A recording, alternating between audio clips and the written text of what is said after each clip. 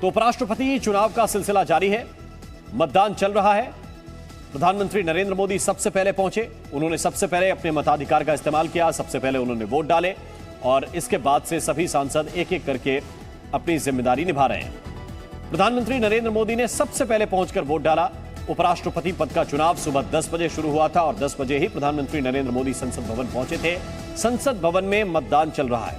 Hall number है 63, जहां पर वोटिंग की प्रक्रिया चल रही है। इसी हॉल में राष्ट्रपति पद के लिए भी वोट डाले गए थे, उस चुनाव में भी वोट डाले गए थे। सांसदों की लंबी कतार है, जैसा हमने पहले जिक्र किया। यह मतदान की प्रक्रिया शाम को 5 बजे तक चलेगी, लेकिन सांसदों की जिस तरह की कतार है, ऐसा लग रहा है कि पहले ही यह प्रक्रिया संपन्न हो जाएगी और आज ही 5 बजे के बाद काउंटिंग भी शुरू हो जाएगी।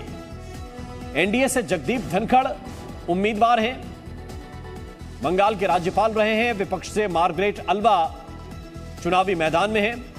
इंदिरा गांधी की सरकार, राजीव गांधी की सरकार, नरसिम्हा राव की सरकार, उसमें मंत्रिमंडल में रही और इसके बाद कई राज्यों की राज्यपाल भी मार्गरेट अल्वा रह चुकी। दोनों ही काबिल, दोनों ही अनुभवी उम्मीदवार हैं। जहां एक तरफ धनखड़ की आयु 71 वर्ष है, मार्गरेट अल्वा लगभग 80 वर्ष के आसपास हैं। दोनों ही अनुभवी हैं, लेकिन अगर संख्या बल की बात करें, सांसदों की संख्या अगर आप कागज पर देखेंगे तो मार्गरेट अल्वा बहुत पीछे इस रेस में नजर आ रही हैं। तो देश को आज नया उपराष्ट्रपति मिल जाएगा। देश को नया उपराष्ट्रपति मिलेगा। कौन होंगे ये लगभग 7 बजे तक आपको स्पष्ट हो जाएगा। उपराष्ट्रपति चुनाव की वोटिंग जारी है, आज ही नतीजे भी आ जाएंगे। प्रधानमंत्री नरेंद्र मोदी ने उपराष्ट्रपति चुनाव में सबसे पहले पहुंचकर मताधिकार का इस्तेमाल किया। जगदीप धनखड़ और मार्गरेट अल्वा के बीच ये मुकाबला है। शाम को 5 बजे तक मतदान चलेगा। प्रधानमंत्री ने उपराष्ट्रपति चुनाव में सबसे पहले पहुंचकर अपने मताधिकार का इस्तेमाल किया। ये तस्वीरें इस वक्त आपके सामने हैं। प्रधानमंत्री पहुंचे, उन्होंने प्रक्रिया का पालन करते हुए वरीयता के क्रम में 1 और 2 नंबर, जैसा कि उपराष्ट्रपति चुनाव और राष्ट्रपति चुनाव में होता है, एक खास रंग का पेन, खास कलर की स्याही इसमें होती है और विशेष स्याही जिसका वेरिफिकेशन बाद में किया जाता है। जब वोटों की गिनती होती है तो यह मिलाया जाता है कि वही स्याही है जो पेन सांसदों को दिया गया था या नहीं है। तो ये देखिए, अमित शाह भी वोट डालने के लिए पहुंचे। बीजेपी के वरिष्ठ नेता और केंद्रीय गृह मंत्री अमित शाह वोट डालने के लिए पहुंचे। ये तस्वीर उनकी। इससे पहले प्रधानमंत्री नरेंद्र मोदी ने वोट डाला। इस वक्त दोनों तस्वीरें एक साथ आपको दिखा रहे हैं। पीएम मोदी सबसे पहले वोट डालने के लिए पहुंचे थे, अमित शाह भी वोट डालने के लिए पहुंचे। तो प्रधानमंत्री और गृह मंत्री अपने मताधिकार का इस्तेमाल करते हुए इस वक्त ये तस्वीर उपराष्ट्रपति चुनाव की वोटिंग की है। यह सिलसिला अभी संसद भवन के हॉल नंबर 63 में, कमरा नंबर 63 में इस वक्त चल रहा है और इसके बाद तमाम सांसद जो कतारबद्ध हैं अपनी बारी का इंतजार कर रहे हैं। एक एक करके सभी ने अपने मताधिकार का इस्तेमाल करना शुरू कर दिया। तो एक एक करके जो तस्वीरें आ रही हैं वो हम आप तक पहुंचा रहे हैं। प्रधानमंत्री और गृह मंत्री ने भी मताधिकार का इस्तेमाल किया है।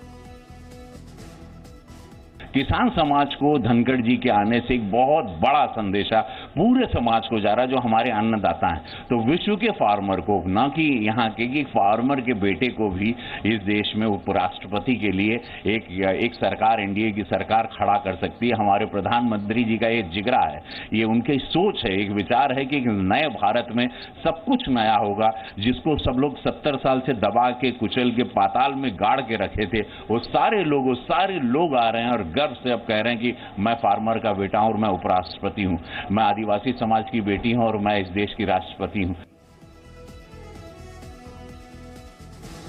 तो आप इस वक्त सुन रहे थे भोजपुरी सितारे रवि किशन को। ये गोरखपुर संसदीय क्षेत्र से आते हैं, उत्तर प्रदेश के गोरखपुर से सांसद हैं और कह रहे थे किसान के बेटे को उम्मीदवार बनाया है, वो जीत कर भी आने वाले हैं। उपराष्ट्रपति की भूमिका और शक्तियां क्या हैं ये हम आपको बता दें। ये दूसरा सबसे बड़ा संवैधानिक पद है भारत का।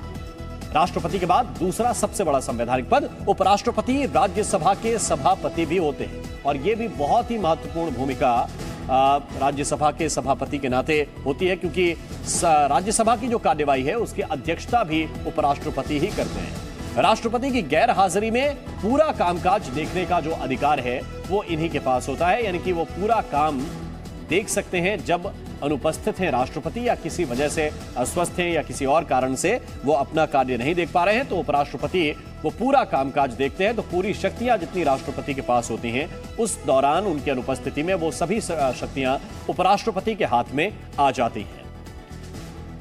और रविंद्र कुमार इस वक्त हमारे साथ ज्यादा जानकारी के साथ जुड़ रहे हैं। रविंद्र, एक तो ये जरा ये बताइए, ये सिलसिला चल रहा है, सभी सांसदों को हम देख रहे थे कि कतारबद्ध हैं, सिलसिला जल्दी खत्म हो जाएगा, और दूसरा जो रवि किशन अब से कुछ देर पहले कह रहे थे, एक संदेश बड़ा है और इसी को शायद बीजेपी राजस्थान में बुलाना चाहती है कि एक किसान के बेटे हैं जगदीप धनखड़ और उनको एनडीए ने अपना उम्मीदवार बनाया है। बिल्कुल, देखिए, जो चाहे मंत्री हो या सांसद हो, सभी अपने मताधिकार का प्रयोग करने के लिए लाइन में लगे हुए हैं। गृह मंत्री अमित शाह, राजनाथ सिंह, रक्षा मंत्री, उसके पहले अपने प्रधानमंत्री नरेंद्र मोदी को देखा, पूर्व प्रधानमंत्री मनमोहन सिंह ने भी अपने मताधिकार का प्रयोग कर दिया है। तो कहीं ना कहीं ये सिलसिला चल रहा है और धीरे धीरे ये आगे भी बढ़ रहा है और 5 बजे तक जितने भी सांसद हैं वो अपने वोट का प्रयोग कर देंगे। लेकिन जहां तक किसान की बात है, रवि किशन की बात तो है ही, लेकिन जिस दिन जगदीप धनखड़ की घोषणा हुई थी संसदीय बोर्ड की बैठक के बाद बीजेपी दफ्तर में, आपको याद होगा कि पार्टी अध्यक्ष जेपी नड्डा ने प्रेस कॉन्फ्रेंस किया था और उसमें उन्होंने एक बार नहीं बल्कि 3 बार किसान का बेटा, किसान नेता उन्होंने संबोधित किया था जगदीप धनखड़ को। यह संदेश साफ तौर पर था कि किसान को लेकर, जिस तरह से किसान आंदोलन हुए थे कृषि बिल को लेकर, और जो नाराजगी थी, कहीं ना कहीं किसान के इतने बड़े जो नेता हैं उनको उपराष्ट्रपति पद पर बैठाया जा रहा है, तो उस नाराजगी को भी दूर करने की कोशिश की गई थी जेपी नड्डा द्वारा, जो रवि किशन आज बोल रहे हैं। और जाहिर सी बात है, इसके कई और भी माने थे जिस पर काफ़ी चर्चा भी हुई कि जाट हैं, राजस्थान में जाट ओबीसी है, तो यानी ओबीसी को भी खुश करने की कोशिश की गई है। जाट कम्युनिटी जो पश्चिमी उत्तर प्रदेश हो, हरियाणा हो, राजस्थान हो, इन सबको भी अपने पाले में लाने की कोशिश की गई है। और राज्यसभा का सबसे बेहतर ढंग से कौन संचालित कर सकता है, उसमें भी कहीं ना कहीं बीजेपी की नज़र में या बीजेपी नेतृत्व की नज़र में जगदीप धनखड़ बेस्ट थे, इसलिए उनको उपराष्ट्रपति पद के लिए उम्मीदवार बनाया गया था। और संभावना है कि 5 बजे के बाद जब काउंटिंग शुरू होगी, 7 साढ़े 7 बजे तक जो नतीजे आएंगे, उसमें जगदीप धनखड़ भी सामने होगा और उसका अनुमान पहले से लगाया जा सकता है, क्योंकि एनडीए के पास लगभग 510 संख्या बल है। इसके बाद भी विपक्ष में सेंधमारी की कोशिश है, वहां से भी क्रॉस वोटिंग हो सकती है, ऐसा भी अनुमान लगाया जा रहा है।